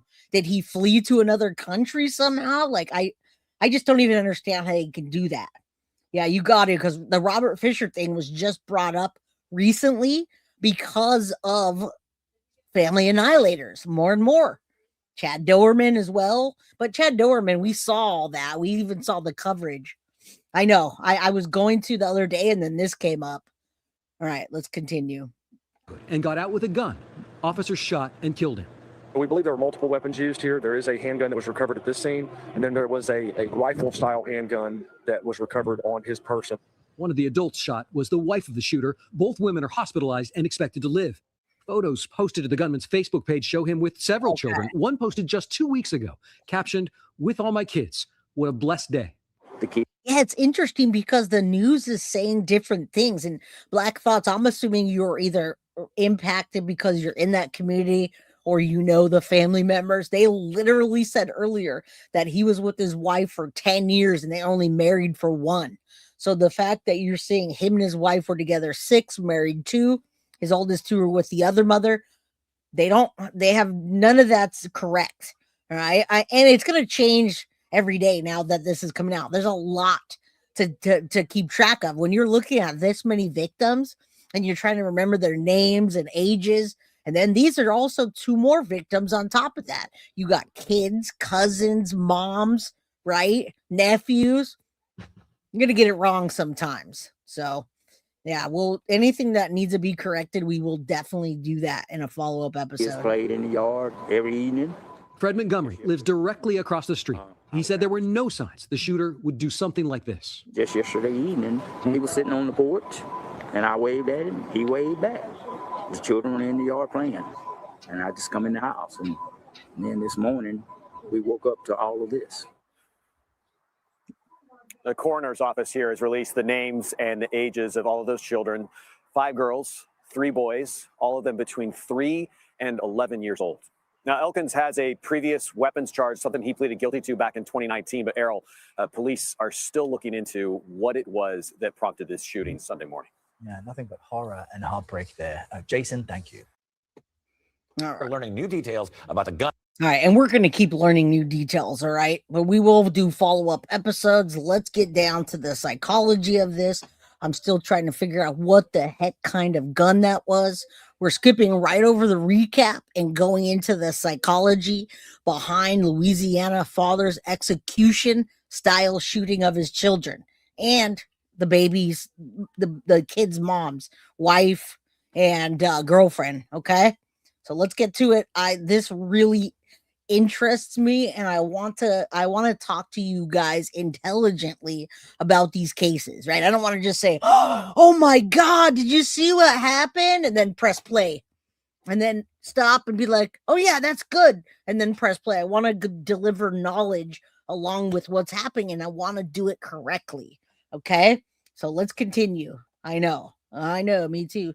2 weapons, AR and small handgun. I heard now, so that's only the first time they've ever said there was 2 weapons. So this is unfolding. It's only happened 3 days ago, and there's a lot to put together. So yeah, they didn't say anything about the AR. They only talked about the handgun in the initial discovery of this case. All right, let's continue. Thank you. You're gonna email me that case? Thank you. All right, let's get into the psychology of it. You know, you and I have talked about this. Oftentimes, to get to something this heinous, this evil, this serious, there's often some sort of escalation, some sort of past. It doesn't seem that is obvious here. No, because as far as we can tell, there does not have a significant criminal history. He was placed on probation in 2019 for pleading guilty to illegal use of weapons, but no serious violent criminal history that we are aware of. The other important clue in all this is that according to the local police in this area, there was no documented history of domestic violence. That is wild because there's stories and stories and stories about the domestic violence from others in this case. Holly, always for the mods, always email me guiltyofcrimebyj@gmail.com because sendmecases@gmail.com has got a stack of cases that I'll get to when I can get to them. So just a little hint for you guys, if you want me to respond or you need me to respond, it's guiltyofcrimebyj@gmail.com. Send me cases is just to put your case suggestions in, but I have a workload, so I'm not even working on really new cases. I mean, this one is, but it needed to be covered. So guilty of crime, guys, for my mods, always guiltyofcrimebyj@gmail.com. And when you look at the criminal profile and sort of the tendencies of family annihilators, familicide, people that carry out familicide, yes, they often have domestic violence in their past. That's a major indicator. Doesn't seem to be present here. That doesn't mean. See, and this case is just unfolding. It's absolutely present here. In the very beginning, I showed you that I told you, I didn't show you because I have it right here. I told you that he had a record of domestic violence and, what was it? Driving under, I can't remember. He has 2 different charges. One was with a weapon and one was with a vehicle. Okay, so he has driving while intoxicated and then illegal use of weapons. So there wasn't any domestic violence. But guys, he fired a 9mm handgun at a vehicle 5 times near a school in 2019. Can you imagine if you'd have been locked up for that? This wouldn't have happened. Do you think that he should be out on the street right now? 2019, he shot 5 times with a 9mm at a vehicle in front of a school. Why is he out there? Why was he out there free to do this? Yeah, 2016 was intoxication, but that wasn't real. That's not really related to domestic violence. I was trying to find the domestic violence charges. It just doesn't make sense. How can he be out? Yes, really. It just doesn't make sense how he was free. There wasn't domestic violence, just Sure. no document, Yeah. reports of it. The other little clue that we've been able to gather is that he certainly had some firearms training. He was a member of the Louisiana National Guard from 2013 until 2020. He held 2 different jobs. He was a signal support system specialist, which means he was basically a battlefield IT technician. He would help set up radios and computers out in the battlefield. He was also what they call a fire support specialist. That's basically sort of the eyes of the artillery helping kind of dial in, okay, there's this target this far away. We also know he was a private, the lowest rank, and never deployed. But those are some of the threads we've been gathering so far in terms of his history. I mean, and that's still minimal. So many people serve in the military, they don't shoot. It is very minimal. However, in the days, weeks, and months prior to this, he was telling people that he was spiraling. He was telling them he was having dark thoughts. He was telling them, you leave me, I'll kill you. Now, listen, yes, no domestic violence means they didn't call the cops. However, 2016, he got driving while intoxicated. I don't know how much time he did or if he lost his license. But in 2019, this is why he wasn't allowed to have weapons. He fired his 9mm handgun at a vehicle 5 times near a school. And he's out walking around. That's it. This is the incident that likely prohibited him from legally owning a firearm. But why was he out on the streets? How could you even do that? Nobody was listening. Yeah. I mean, even that. Well, I don't know. I just don't get it. How you can shoot at somebody's car 5 times in front of a school and be out. I mean, it's honestly just hard to fathom. And I know it's really taken the community by shock, as something like this obviously would. But so much so that the council members actually spoke out about this. And what they wanted to get across to was, there's a lot of numbers in this. I mean, 8 children lost their lives, and they wanted to make sure that everybody in the community knew their names. Today we remember Jayla Elkins, age 3, Shayla Elkins, age 5, Damn, man. Kayla Pugh, age 6, Layla Pugh, age 7, Massacre Pugh, age 10, Sariahh Snow, age 11, Khedarrion Snow, age 6, Braylon Snow, age 5, and to all of their families. We are faced with a devastating tragedy in this city at this point in time. And we don't have all of the answers, but you can rest assured that the work that we started will continue. And we will fight this on behalf of this family. But right now, I am asking all of you to keep them lifted, and pray for them like you've never prayed before. And Shreveport's a pretty. If y'all are in the community, I know there are some people in chat that realize what's happening in that community or is affected by it. Just know that they are hurting, and you can see it by what's going on. I'm going to show you a community vigil at the end of this so that you can see them really coming together. The people that's a lot of people, guys. Clark, good to see you, girl. Big hugs. Better late than never, right? Yes, thank you, Synth. Rest in peace. Jayla, age 3. Shayla, age 5. Kayla, age 6. Layla, age 7. Markadon, 10. Braylon, 5. How did they say that? Khedarrion, 6. And Sariahh, 11. All right. So they deserve the justice, and they deserve to be seen. They deserve for people to know who they are and who they were, in my opinion. So thank you, guys. Thank you, Synth, for putting the names out there. All right, let's get back to this.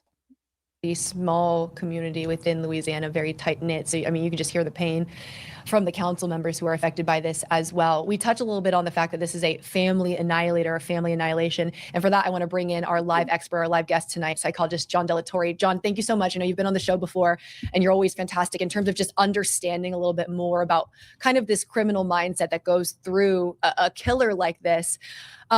For something where you don't see a lot of documented domestic violence, how is there multiple ways, or how does one typically get to a mindset where they can actually carry out this with their own children? It's really just about over time. Honestly, if we're really thinking about how does someone cross the boundary of, because it's not easy to engage in an act of violence, especially a shooting of another person. So there has to be a buildup over time. There is a fantasy life that goes on inside the individual. I mean, we're only going to know if it's lightweight depending on what law enforcement tells us. We don't know if that weapon was made of steel or mostly made of, it could be carbon fiber. It could be many weapons today are not made how they used to be. So I don't know any of that. I mean, I'm looking at an AK-47 and it looks nothing like what someone just said unless you chop it down. So that is not, I'm looking at an AR-15 versus an AK-47, and it's closer to an AR-15 than an AK-47. It's a lot closer. It could be an AK-47, but it's still small. And the base is, if the base isn't metal, yeah, I do think it's probably an AR. This one's probably just better looking. All right, it's better looking, and it almost looks sawed off.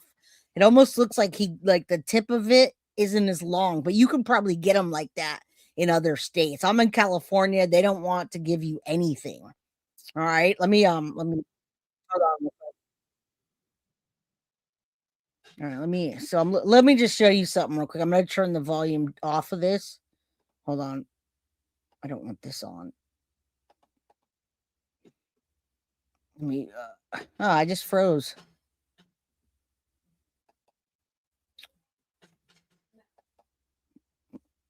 Completely frozen, guys.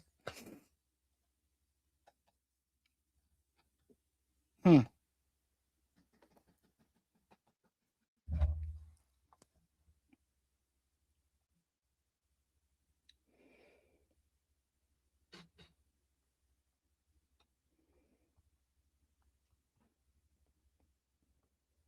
don't know what happened. Can y'all see me?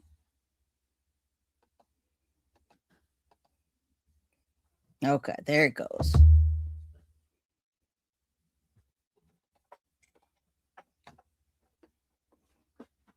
All right, let's see. Thinking about how they can take power and control back from another individual that they perceive to be taking it from them. And that's the key here. When we think about individuals who will engage in acts of mass violence, which a family annihilator at times can be, especially in this case with so many different family members that were murdered, each one starts with domestic and intimate partner violence. Almost to 100%, it starts with domestic and intimate partner violence. Now, again, I understand that there's no documented history of that, but we don't really know what is the internal working mind of the individual. It's certainly possible that it was never physical for the domestic and intimate partner violence, that it was verbal and psychological, that there are a lot of other things that the victims feel that they can't report, but they are still being abused nonetheless. And it is through that abusive power that the individual. All right, we're back, guys. I normally try to recover from something like this. So we're here. I see it. I see what happened. We froze up. We're back. Let's get into the psychology. I'm going to show you the vigil, and then we're going to move on. All right. So I'm just going to say that weapon was probably an AK-47 smaller than typical. That's all I'm going to say. All right. Once they name it or label it, I don't know how heavy or how. I have different weapons that are made of different materials, and it varies on how heavy they are. You don't know. DJ, my guy, what's up? Good to see you, buddy. And Michael's been a member for 15 months. Okay, you say one of the guns was a Mossberg 715-22. Interesting. I did not even. So you're talking about I'm gonna have to look that up now because it's a Mossberg, is what you're saying. I mean, those are just weapons of mass destructions. Now I'm gonna look it up. Believes that they have ownership and are entitled to whatever it is, a house, family, whatever. And when the victim decides that they're going to exert their own agency, the abuser then has to find a way of taking that power back, and oftentimes it ends in murder. So do you think in this case, the separation from his partner was likely the catalyst for, if we can't have them together, or if you have the chance to possibly have these kids over me, that I'm just going to eliminate that option of you having that power? Yeah, and I think catalyst is the operative word here, because I don't want people to think that these individuals just snap. No one snaps. This is a long buildup of frustration, of anger, of feeling vulnerable and not knowing how to deal with that. I mean, obviously, there were problems within the relationship. All right, so you're just talking about the plink plink gun. There's a plink plink. You could say pew pew pew. A Mossberg 715 P22. That's just a plinker gun, guys. You can go out there and freaking get a dartboard and shoot at it. Plink plink plink plink. That wasn't gonna do anything. All right. Who's saying fake news? All right, I don't know what if time them out if they're saying criminal network, please go here. What? All right, let's continue. I don't know. Kick them out. Kick the trolls. And this guy was getting to the point where any little thing, any little slight will be perceived as much more intense than what it actually is. And so the catalyst of the separation, of potentially losing access to his family, potentially losing his home, all the other things associated with it, he perceived it as being much more significant than what it actually was. He could have still had a family. It didn't need to do this. He chose to do this. Right. So that explains a little bit more about kind of the mindset leading up to actually doing this. But in that moment, when you are him and you are looking at your children ages 3 to 11, and you are actively and choosing to pull the trigger one by one, execution style. And I got to tell you guys something. I mean, this is obvious. And I'm looking up, there's so many clickbait channels. Oh my God. People are, it's not a credible source, Deborah. I love you. And I appreciate you letting us know. A lot of people have been messaging me with these damn channels that are just complete AI and clickbait. All right. So yeah, police presence has increased at Nancy's home. There's no remains. She's still missing. We don't have the DNA test. There's no identified suspects. And yes, this is still a very active investigation. She has not been found. But if you look at all the channels that say that, they say they found her in Annie and Tommaso's backyard. It's all over YouTube. So just know who you're watching. Okay. Yeah, there's so many AI videos out there that are just, you're saying it's not clickbait? Yeah, she didn't get found. Send me a link, the boss bitch or whoever. Send me a link. All right, let's go. All right, I was going to say something. Unfortunately, in this community, and I'm talking about this community, I'm talking about this Louisiana father who took 8 children's live execution style.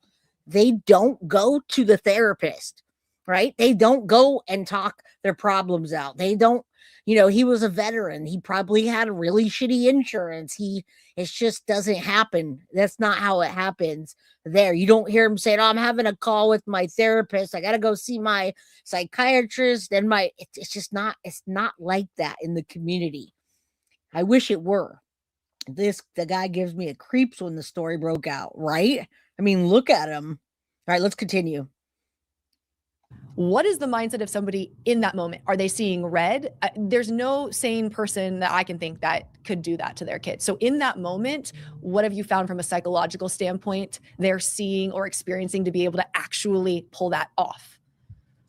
I want the audience to understand that it's at that point that you've made the decision to kill all of these people, that you no longer have seen them as people. Yes, they were his children, but in his mind, they were objects. In his mind, they were obstacles.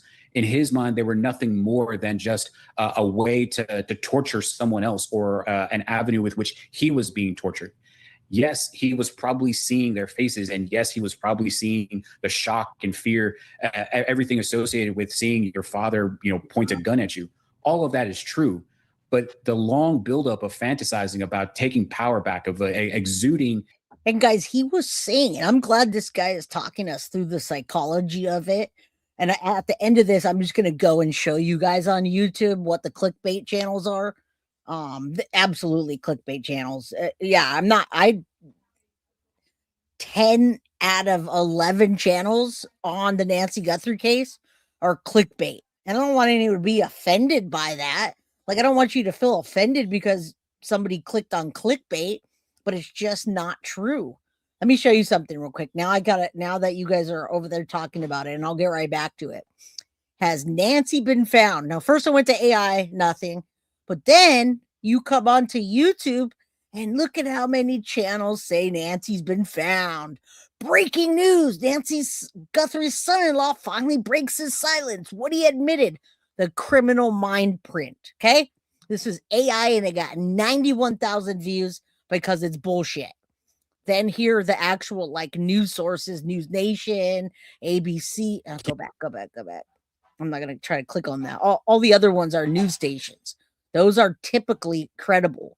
Then you come to Evidence HQ, 14,000 views. Nancy has been located. That did not happen. That's a clickbait channel. All of these revealing the case, a clickbait channel. The housekeeper revealed a clue of Nancy Guthrie's body. Now, you're talking about Criminal Network. So the Criminal Network, if that's the case, somebody should go check that out. Maybe Synth or somebody can go hop on that because this Criminal Network is usually pretty credible. He has a big following. And I think that's what it's saying. But other than that, these are all fake, guys. Look it. It's horrifying. They're all locked up. I mean, this isn't clickbait. This is the interview room. Finally, there's an arrest off the record. These aren't even channels that, yeah. So anyway, all right, let's continue to get back to that. I don't know what Criminal Network is doing. If anyone wants to follow that and come back, they can. Thank you, Synth. I appreciate that. All right. Criminal Network's okay, but there's a lot of other clickbaits. Be careful because they're just AI and they're just making money off of you watching this stupid stuff that's not true. This level of control made it so that he wasn't seeing them as family. They weren't family to him anymore. They were a way in which he could exact whatever message he wanted to exact. And that explains kind of his mindset a little bit. But I want to shift just to the surviving victims. A pretty unfathomable place for these mothers to be in. At least, for one of them, she was going through the separation. The person she was separating from. I mean, this is not like they didn't have warnings, GG. So I haven't heard anything about him being labeled anything. I haven't heard about any kind of mental health, anything. As a matter of fact, we heard about PTSD and they said he did not have PTSD. He never stepped out on the battlefield. He was the lowest ranked person and he didn't do shit. He was just a loser. He was a loser in the army. And then he has all these kids with different women and threatens to take their lives if they leave him. This was not something that just popped up and nobody knew it was coming. The signs were there. All right. Yeah, it could be psychosis, but I don't think so. I really don't. The way it unfolded and what he did and how he ran and how he stole a car and how everything, I don't think so. I don't. But hey. Killed all of her children, then was killed himself in this police situation. She has quite literally none of them left. How does one in that situation that was a victim themselves, also shot in and of itself, exceptionally traumatic, but how do they get past this insurmountable loss of their children? You don't. You 100% don't. I can't think of a way in which you could get past it. But here's the thing. The way in which we experience grief and loss is different for everybody. Just because this happened to you doesn't mean that you will always be defined by it. And there will always be these gaps in her heart, these holes in her heart of all. Easier said than done, right? How many parents do we see that are bitter 20, 30 years later? All right. Thank you, Skylar. You're very welcome. Appreciate you. Oh, so cute. Those grew fast. Yeah. I just don't want you on here. Let me see. Look at what are the seeds? They're watermelons. Ooh, we got watermelon seeds, guys. They grew in like 3 days, huh? It wasn't like that. I mean, well, it was like a week. It's been, I think, more than 10 days. Okay, but those grew fast. Mm-hmm. Good job. Let's make some watermelons. You know there's a watermelon out there, right? Mm-hmm. Okay. Love you. Love you. All right, guys. Back to it. I didn't mute it or anything. Let's go. All of these children, that will always be there. But she doesn't have to be defined by any of this. There's no time frame for how long it's going to take her to get past it, and she may never get past it. And no one can blame her for not getting past it. But that shouldn't stop you from having a life. And when she's ready, I'm sure that her family members that are still around will be able to assist her. Having professional help will certainly be there. Having community. community is really the key here. Having community is the way in which you can help each other grow. And again, this is great to hear, but I hate to break the news to people that don't already know. In those communities, predominantly Black communities where they don't have as much money and they have a lot of kids and different relationships, people don't have the insurance to go get the therapy or to do the thing or to take the medication if they're schizophrenic. They just don't. Okay, and again, I'll say it and I'll say it again and again. Different communities have different opportunities, and this community obviously did not have the opportunity to see these red flags and stop him. Every one of those children's life is taken. These ladies are lucky they survived. But when this guy, I'm just being real, when this guy talks about this stuff, it's like he's in La La Land, because that's not the community we're talking about here. Yes, it still makes sense, but it's just not. It's just not. We need more coverage from the inner communities. Watermelons go crazy. We accidentally planted some. Those and pumpkins. Well, good, because I want watermelons. Black thoughts. A lot of people are crazy. Therapy should be mandatory. I agree, in school, so people learn how to cope with the difficulties of life. So it's normalized. Yes, but they don't do that. They don't. And us as parents have to do that. Patricia, I just bought my tickets for CrimeCon today. I can't wait. All right, let's continue. Families' mental health. All right, let's go. And move on and move forward and move in a different space to be able to continue to live. Yeah. John, thank you so much for joining the show and for your insight. I mean, this is just an awful, awful case. One of the worst I've read about and seen. I can't imagine what everybody who is close to them or friends with them or in their community is feeling. So thank you for sharing a little bit more about the psychology behind this. I always appreciate you coming on the show. Thanks, Brianna. All right. We'll talk to you soon. Thanks again. Really interesting. What it's did you take away from powerful to that? hear him offer that message of hope, of overcoming grief in that way. That struck me. The other thing that struck me is his description of it's very, very likely that there was some level of domestic abuse. Whether or not it was physical is another question. His idea, maybe there was some sort of psychological level of control being exerted. I didn't even think about that. I didn't either. I looked up, there is quite a bit of scientific literature on these familicide cases, these family annihilators. There was a big study in 2014 where they basically broke down the 4 archetypes, the 4 stereotypes of these guys and why they commit these murders. And, either they sort of broke them down into anomic killers, disappointed killers, paranoid killers, and the self-righteous killers. And it seems like in this case, this appears to fit what researchers would call the self-righteous mold. See, I like hearing this stuff, although it's not something that's like documented yet and it's not perfect and the statistics aren't going to be out there. We're learning and we're seeing and we're growing from this. And what I got to say to the mental health side, please, people, moms, grandparents, whatever, make sure that your children have mental health, a mental health check. If it's not, obviously through school or any of that, please, please, please. This is a different world than we grew up in. Okay. When I grew up, I can go out on my bike until it got dark and there would be no consequences. I didn't have to have a cell phone strapped to me or a pager where every second I couldn't get away from my work or I did something wrong and I'm on social media getting blasted. This is a different life than when we grew up. So our children and grandchildren need mental health help regularly. Now, it doesn't mean, no mental health. That's what they're saying. They're literally saying that there's nothing wrong with this dude. He's just evil. In other words. All right. All right, let's continue.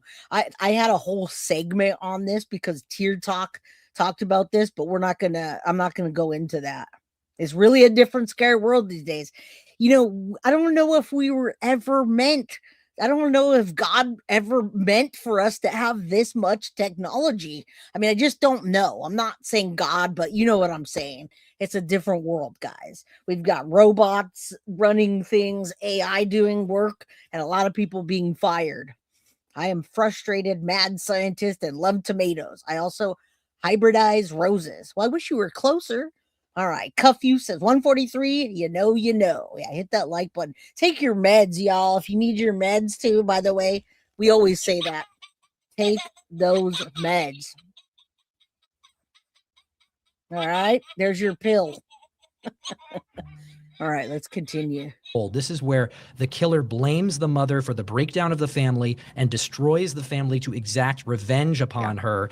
Oftentimes, the offender is the breadwinner, and this is central to their identity. And this was actually, in these studies, they found that this is the most common archetype of the family annihilator in the United States. About 40% of these family annihilator cases fall into that category. And that reminded me too of the infamous Robert Fisher case here, where, in Scottsdale 2001, blows up the whole home, escapes, but ends up killing his 2 kids, slits their throats, and his wife shoots her in the head, slits her throat, has never been seen again. And so many people in that case, and it's very famous, but the friends and people who were close to the Fishers, everybody, detectives included, the only motive they can come up with is that he was absolutely against divorce. They were having marital issues, and basically, almost looked at the kids as like, hey, you're not going to grow up in a divorced household. So if this is how it's going to be, then we're not going to have a family. Yeah. And I'm going to put a stop to that now, which is horrible to think about. But that is similar to what you just read off. Yeah. Divorce, separation, that is the through line in all of those self-righteous cases. Gosh, well, I know our hearts are obviously with everybody. And I do think that happened with Chad Dorman as well.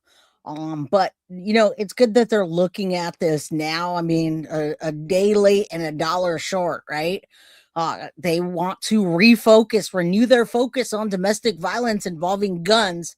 Again, a day late and a dollar short, but I'm imagining the community is, I think he's the disappointed annihilator. Agreed.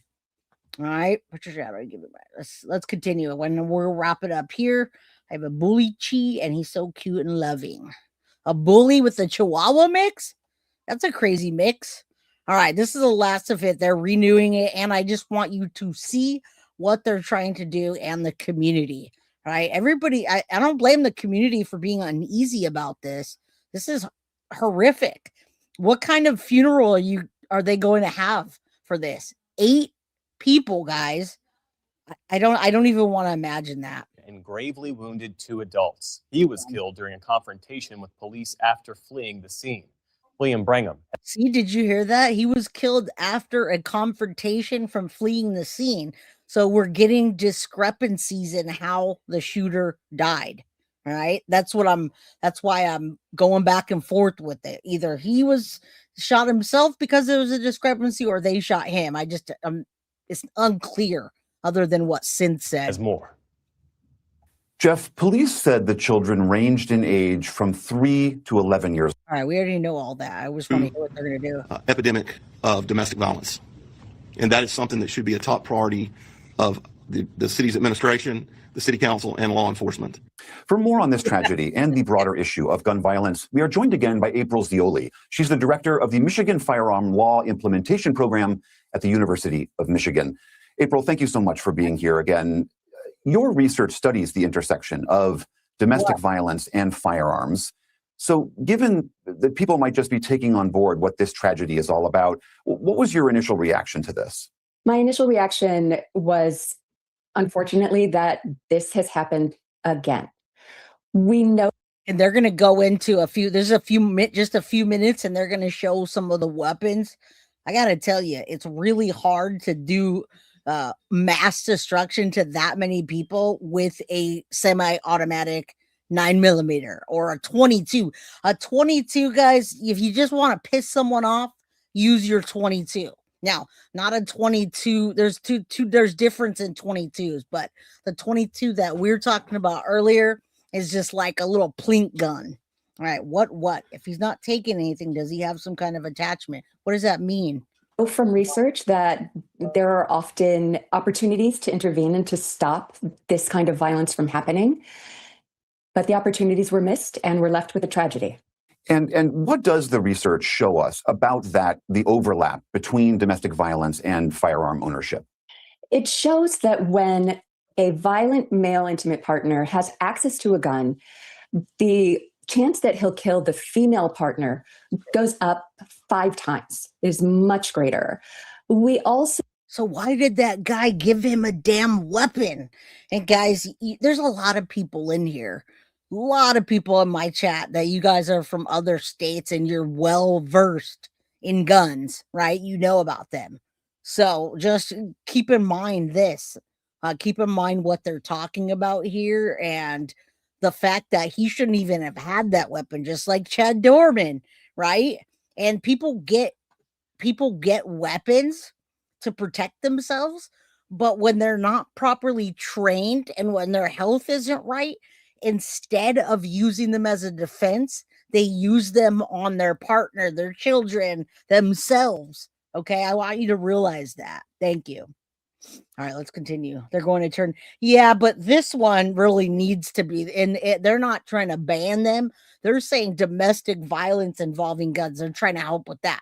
California is way out there already. They got that covered with the strictest rules. Oh no, that there is more likely to be other victims as well. So in this case, we saw an intimate partner, another adult, and a go a little forward talking about the weapons because deadly, yes, guns are deadly, yes, lady. Okay. Incredibly lethal, and they're a ranged weapon, so you can injure somebody.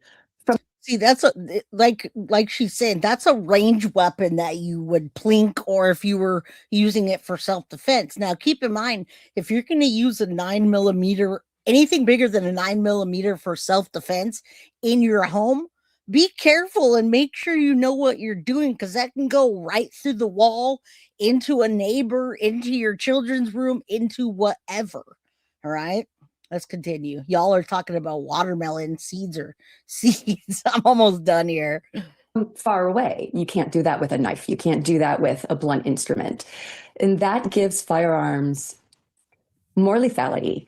And if you're hit by a bullet, you're much more likely to die than if, say, you... No kidding, but I wanted to talk about the weapons. Shooter was leaving. Okay, they're getting divorced. And just that one fact raises the risk of homicide and severe violence. Separation is the most deadly time when it comes to domestic violence. All right. That's all I'm going to play here. I get it. Understand. This is basically what it comes down to. If you're watching this coverage further, a lot of people say they don't know what the motive is. Guys, I think we're smart enough to know what the motive is in this case, right? He told everyone he was having dark thoughts. He was seeking out a weapon or two. He got the weapons and he did what he said he was going to do. You leave me, I kill you. All right. And he did it. But now lawmakers are going to step up and politics are going to come in and people are going to use politics to get people to vote. They're going to say ban guns, and you're going to get the other side that says, no, we want our weapons. That's just all political strategies. That's what happens here in California as well. All right. So anyway, let's just quickly say a prayer for these victims that deserve much more than they got in this life. All right. I don't know what's next. I don't know if they're going to have a giant funeral, but I did drop the GoFundMe link. All right. That's the family. And these mothers, say a prayer that they continue to heal and get out of the hospital and recover. All right, guys, I think that's it for today. 2 hours. I didn't even know I had that much content. All right, we didn't make it to the goal, but I do appreciate everybody for what they put in today. Anna, if I didn't see that, member for 7 months. Shout out to you and thank you. And everybody else who donated, thank you, thank you, thank you. I will see you guys here tomorrow, 4 p.m. Pacific Standard Time, 7 p.m. Eastern. Black Thoughts, thank you. Appreciate you. Don't forget to hit the notification bell. Thanks, Kimberly and everybody else. Deb, good to see you. Go hang with the dogs and have a good night. Sadie's mama, everybody else. Love you guys. Appreciate you guys. And welcome, Cuff You.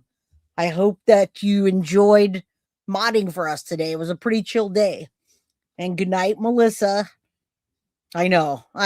It's always a sad story on my channel, but we do our best to cover it in a way that's the best way we can. All right, guys, I love you. I'll see you tomorrow. guilty of crime. I want to thank you for watching. If you enjoyed my content, please share this video, like, and subscribe. You can also follow me over at Facebook, Instagram, TikTok, X, or Gmail. If you'd like to donate to my channel, you can use Cash App or Venmo or PayPal. Thank you very much in advance. Guilty of crime. Are you guilty?